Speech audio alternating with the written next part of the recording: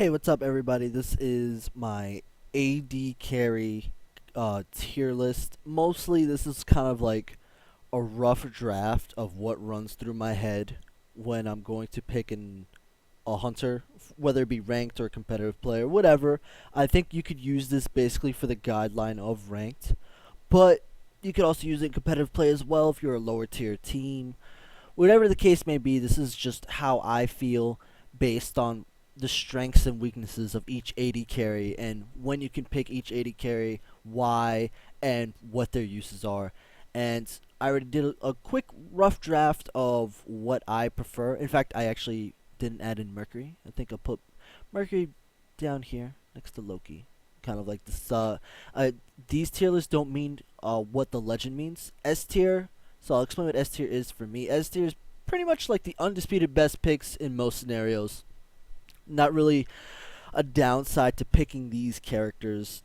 They don't really have too many bad matchups. Can survive or do well no matter what.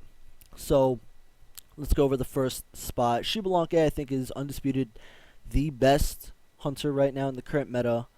Not really. I mean, they nerfed his attack speed, but that wasn't really enough to make him any worse. Now the thing about Shibalanke, despite him being the best, he does suffer a lot of bad laning matchups. Like there's pretty much most of these hunters on the list can beat Shibalanke in the laning phase. What makes him so dominant is the fact that he has an extreme amount of poke in lane, a global ultimate which encourages disengagements. So basically, with his ultimate, it makes everything around you makes you fucking blind, right? And if you're moving while you're being blinded, you get stunned for however long it actually is. So obviously, right there, that ult, on top of giving you a stereo, which is movement speed, attack range, so your auto attacks hit from farther away, and some other bullshit. Shibalanke's ult just brings a lot to the table. So combining that with his lane kind of control from his poke, not to mention his passive, every time he gets a kill, he just gets flat physical power. Like that's pretty good, making him one of the more snowbally AD carries in the game. So combine all of that on top of branching bolas as you level it up, it gives you even more extra physical power and cost of mana. You got an AD carry that hits fucking hard. And with the attack speed items currently in the game, it just made him excel to the top of the charts. Like, I think is good. Add on Ikevol, Executioner. Once you get Executioner done, that's pretty much your last core item. You slap on a Sprint 3, and you're good to carry. You're good to carry each team fight. Everything else beforehand, though, before you get the Executioner done, makes his whole kind of process really slow. He has a really hard time getting out of the early game. And that's really the toughest part about Shibalanke is laning phase and getting out of the early game because he has no push still. It's a lot better, but it's not not that much different from season 1. But the difference from season 1 going into season 2 is the more availability of attack speed items, the Bluestone Pendant, which really has helped his kind of sustain in the laning phase that much more, and the fact that you can get just your attack speed online a lot quicker, so it helps him kind of get into that later stages of the game. If you get a kill or two in laning phase, you should be good to go to carry, unless you get completely just controlled in each team fight, which you really only see from the highest level of teams. So I think Shibalanke is easily the contender for first out of all the AD carries. Not much you can do about it. For number 2, I have Rama. Rama, really strong AD carry. Same kind of mechanic as Shibalanke. His 1 is pretty much branching bola. I'm just going to call it branching bola. I mean, I think it's like Astral Strike or some shit, but really it's branching bola. It gives for mana, and his passive is like arrows or some shit. I don't know. I don't even fucking know. But basically, you get 5 arrows, and when you activate his 1, it gives you an extra, like, I think it's up to 50 physical power on each auto attack, and you can do it up to 5 times. And basically, you just hit really hard. His 2 is a flat, it's like a 70% attack speed steroid. That alone makes him a hyper carry. Usually most AD carries have some kind of attack speed steroid, and Rama has it. Definitely, it's like 70 or 65%, something like that. You just, throw all your arrows out there, and you're going to be hitting people so hard with your 1 activated. You're going to be trucking like just absolutely destroying people. So right there, you have to set up his 3, which is his roll. Also has a 2-second cripple at max rank. So that is a good kind of tool to really confirm your kills, like make sure your kills don't get away. Eat what's on your plate, move on, and your ult is basically you snipe down from the heavens, astral barrage. That really good assist tool. It's kind of semi-global, so you can hit from really far away and help your team confirm those kills for those early gold furies or whatever. I think Rama's just overall good. His push is very nice on top of that. So for being a hyper carry, he does have probably the best push out of all the hunters, so the most reliable push. I mean, his 1 does go through minions and goes through obstacles. So if you want to go through a wall just to clear through, like let's say Ymir walls the wave, you can still clear through Ymir wall. So like that's a benefit. So really not too many weaknesses to Rama other than the fact that he's all around when it comes to laning matchups. So the key things to know out of the 2 top tiers, Xbalanque generally loses most of the matchups. Rama kind of just goes even because it's really hard to pin down and kill a Rama, and he doesn't really win matchups. He just kind of like my general goal when playing Rama is like, all right, do I have execution done yet? No. All right, I'm just gonna keep farming. You generally want to get your core items done, which is gonna be Igavul Executioner, and then you're gonna get a sprint 3, slap it on there, and boom, you're good to go for team fights. Not to mention, you can look for key points when to duel. Like if you have an Igavul up on someone, Rama ahead is probably the nastiest hunter because you can kill anyone in lane. So for the number 3 spot, I have right under. I don't consider him on the same priority as Xbalanque or Rama. He's more of I like to pick him up if I want to excel in the early game a little bit more. Anhur, especially with his most recent buff, is basically Season 1 Anhur. And Season 1 Anhur was a top pick, and he's going to continue being a top pick. Anhur is a powerhouse. I mean, that's really all there is to it. His passive alone just gives penetration, and with the low kind of options to get early penetration in the game, having penetration automatically on your auto attacks is really nice. So he automatically outpokes and outtrades everyone in the early kind of laning phase. So that's a really big benefit, and I think really good for most starter hunters out there. If you want to pick up a hunter, if you want to dominate your ranked games, Anhur could be your potential go-tos. I think Xbalanque and Rama are more for competitive picks, but if you're just like, I'm new, I'm picking up Hunter, I don't give a fuck, I don't even want to play Cupid, I don't want to play any of these guys, just give me the easiest one to really kind of stomp out the games. If you can get pretty decently good mechanically with Anhur's Pillar Stun, and you know how to like farm, yeah, you can pick up Anhur and pretty much dumpster your games because overall he doesn't really have too many disadvantages to him. The only disadvantages that he does have is that he does fall off ability-wise late game. He doesn't really have a true attack speed steroid. His pillar, however, makes up for it as it does increase his physical power. So instead of hitting fast and quickly, you're going to be hitting like a fucking truck because every auto attack is going to be hitting for a ton. Now, that's pretty much it for S tier in terms of like the highest priority pick.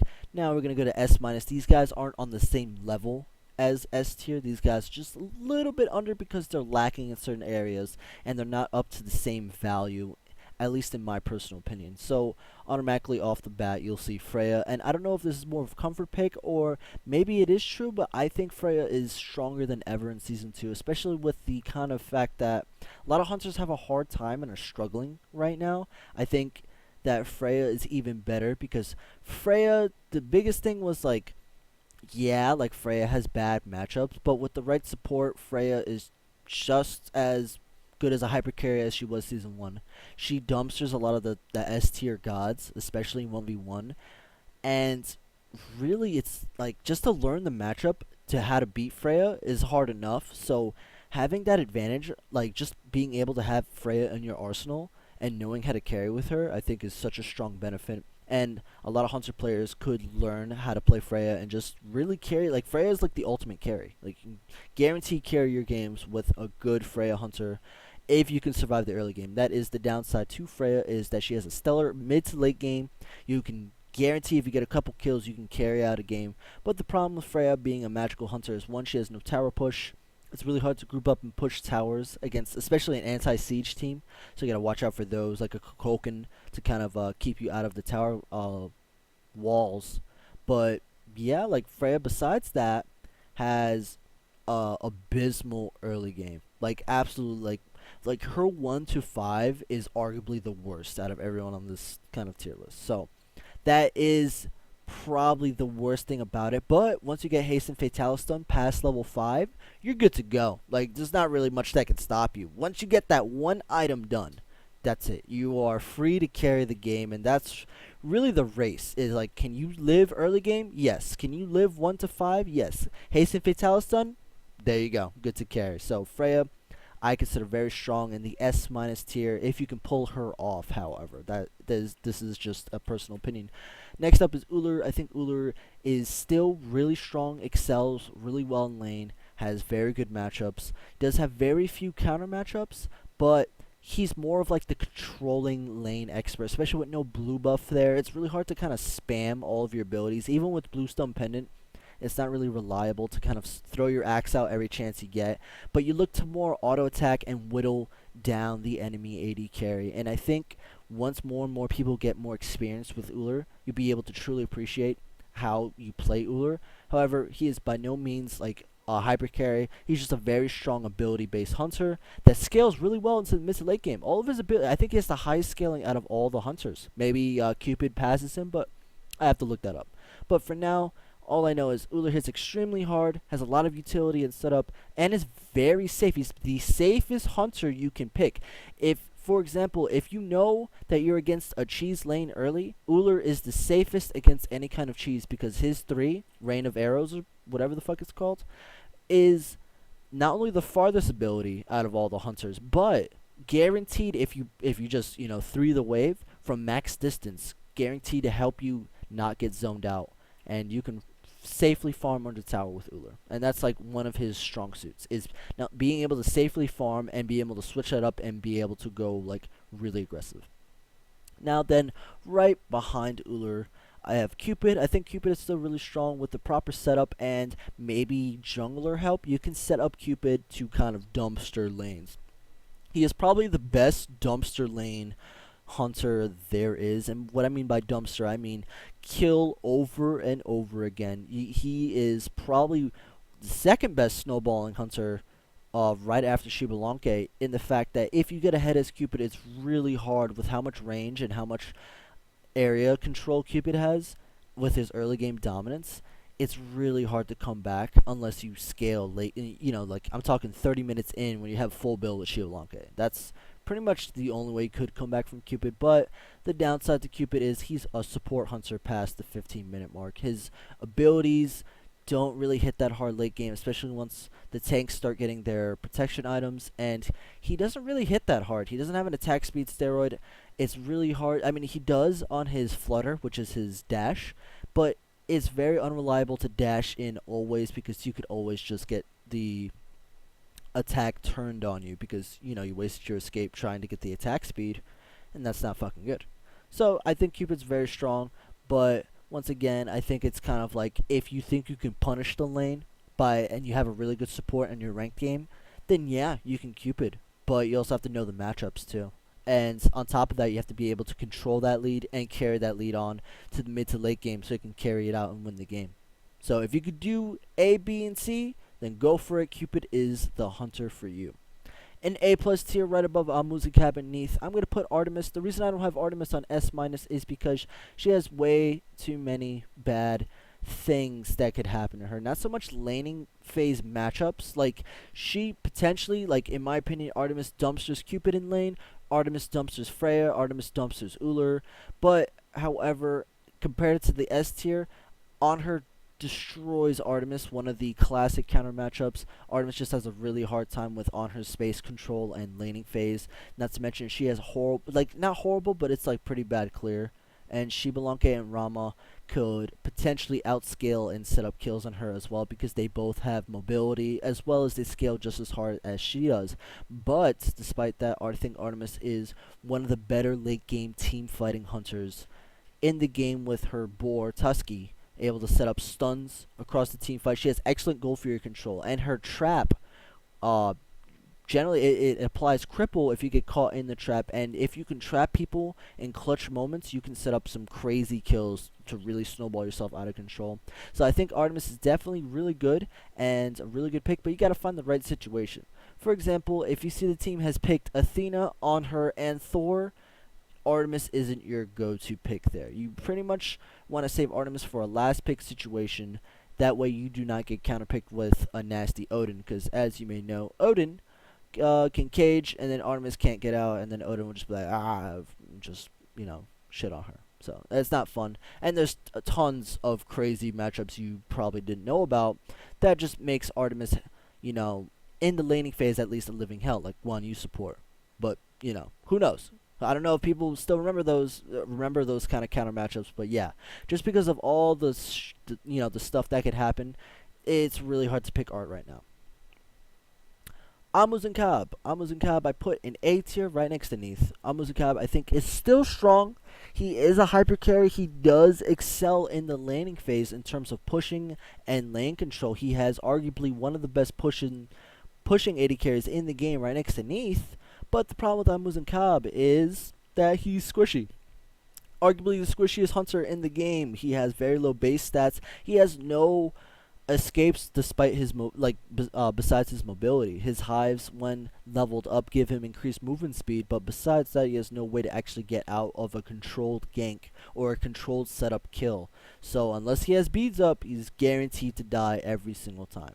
So that is pretty much the flaws, and it's the same flaws as Artemis. Depending on the enemy team composition, it's really hard to pick Almuz Cobb, making him more of a situational pick.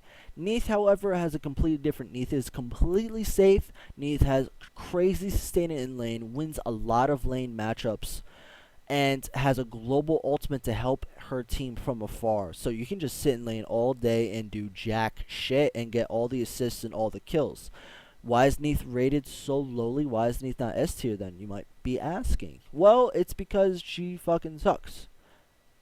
She fucking sucks. She's actually fucking garbage in the sense that she is not a hyper carry. She doesn't have an attack speed steroid. She doesn't have a physical power buff. She has an attack speed debuff, and that is really it. She's more of a support style hunter. She sets up kills. She has great sustain in team fights. You can set up game changing plays in a team fight scenario with your root setup.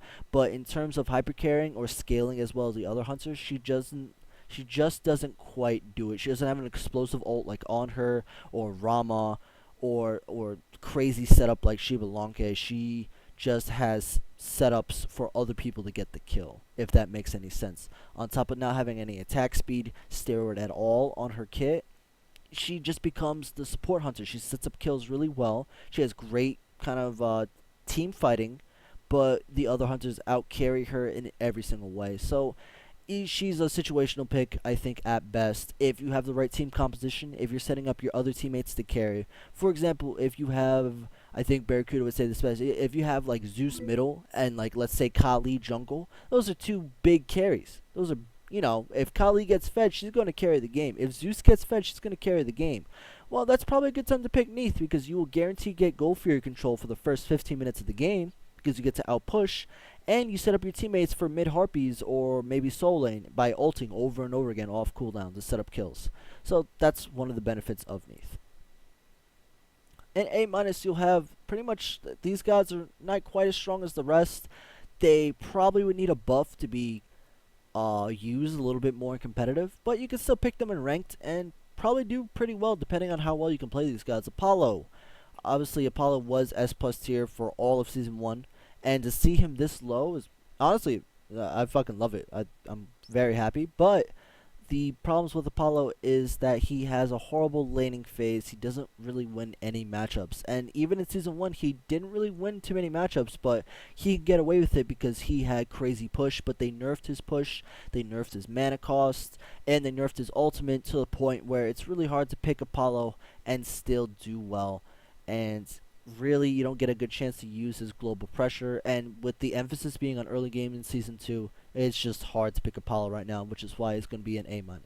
Now, Vulcan and Kronos are my comfort picks, as in I know how to play these gods at a high enough level to pull them out in competitive. Even in ranked, I could pick out Vulcan AD carry and do extremely well, but obviously these guys aren't traditional hunters. So it's really hard for me to actually pick these guys unless, I have other people on my team that can fulfill the roles of traditional hunters. What hunters are there for are for continuous sustained damage, physical damage preferably, and they can push towers and easily do objectives with their lifesteal, etc. And obviously these guys, Vulcan and Kronos, don't necessarily fulfill that role, or they do in different ways. Like Kronos can push towers really well, Vulcan has great objective control and objective pushing, but he can't push a tower. Uh, whatever, right? Like they have their different strengths and weaknesses. But I still consider them really good. Vulcan, great laning phase, and he is a great kind of hyper carry, but he's a mage. That's pretty much the downside. He loses also matchups depending on how aggressive the support and hunter is. Like for example, Vulcan versus Anhur, that would be a scary matchup. Same thing for Kronos. Kronos is more of an ability based hunter, in the sense that really most of your damage comes from your accelerate use, and you kind of gas pedal every single time accelerate is off cooldown, and you just kill someone with your auto attacks, because you should be hitting for like 300 once you have Doom Orb fully stacked. So situational picks, if you could find a situation to pick them, go for it. I think it's nice to have magical hunters in your repertoire, but not necessarily needed. You could ignore that part if you really wanted to, but I think Vulcan and Kronos definitely viable. I mean they're definitely better than fucking Hu Yi. So yeah, might want to add that onto the list of gods to learn for the dual lane. In B tier, on the top of B tier, I have Poseidon. Poseidon's still really strong, not so much a hunter, but what Poseidon does excel at is he outpushes the living fuck out of people. The problem with Poseidon, he doesn't scale as well as hunters, so obviously you put Poseidon there for pushing and rotations, so you can help your team out in terms of rotations. Very situational pick, but still works. It's not like troll or anything. If you pick Poseidon for the dual lane and you have a hunter solo, you probably wouldn't lane in terms of pushing. Like you won't be able to push a tower, and maybe you might be able to 1v1 the hunter once or twice before they have beads or Aegis. But besides that, you're not going to be winning a extended one-on-one duel once the hunter gets lifesteal. So Poseidon is really good for that kind of early game oomph, being able to put the hunter really far behind. Even the support can crack in the support, set up really early gold furies, and that is the, I guess, benefit of Poseidon. Hu Yeezus. Now Hu Yi recently got a buff. His ricochet does go off a little bit quicker, but the problem with Hu Yi is that he's poo-poo shit. He has no push. He doesn't scale that well, and his attack speed is arguably the slowest attack speed out of all the hunters. I don't know why they don't buff it. I mean, like, legit, like, I could take a nap in between each auto attack, because that's how long it takes to actually auto attack. Even with purple buff, it's still extremely slow, and it feels sluggish, and it's just not fun. However, Hunter's Mark, or his 2, which is called Hunter's Mark, is arguably the best ability on his kit out of all the hunters. Really, like, it's amazing. If the rest of Hu Yi didn't suck, I think he would be arguably one of the best hunters, but really it just comes down to the rest of Hu Yi just fucking sucks. His kit sucks. I mean, even his jump is like garbage, so there's no point to actually really pick him. Loki, very situational kind of troll pick, but in the right situations with the right setup, you can make Loki work wonders by assassinating the enemy hunter and split pushing all day and night long. Loki could potentially become a nightmare if you are skilled enough. Maybe he could be upper on the tier list. Same thing with Mercury, very situational. Could potentially dumpster the hunter over and over again and rotate a ton, because they both have great rotation ability. But once again, these are both hypercarry characters, but they're assassins. They're not ranged by any means, so they have a hard time kind of getting into the in and out of the team fight. And really, also a big thing about hunters is being able to take out the tanks. So getting them up to that point where they're strong enough to take on, like, let's say a fucking Hercules comes through. You know, Mercury might have a tough time against the level 20 soul lane Devios, you know, destroying everything in his path. Whereas if you just picked Rama, once you have Executioner done, you can probably deal with Kronos, you can probably deal with Hercules a little bit better than you can maybe, you know, a 4th item Mercury, you know. A 4th item Rama, pretty good. Fourth item Mercury, it's pretty good, but for different reasons. He's an assassin. He could take out someone squishy like a Kronos, not someone tanky like a Hercules. Whereas Rama excels in the Hercules department, if that makes any more sense. So that is why I have Mercury and Loki kind of really down here in the like very situational picks. So yeah, that is it. I mean, I'm gonna realign it one more time. This is this is basically my 80 carry tier list. Please explain if you think I'm completely wrong. If you think Artemis is S plus tier because you dumpster, Silver League games with, your Artemis, then feel free to express it in the comments. Let me know what you think about these videos, and feel free to give me kind of any input. If you think I can improve the stream by the YouTube video by any way, then let me know. And please make sure to follow my social media and subscribe to me on YouTube. Have a great day, and I'm out.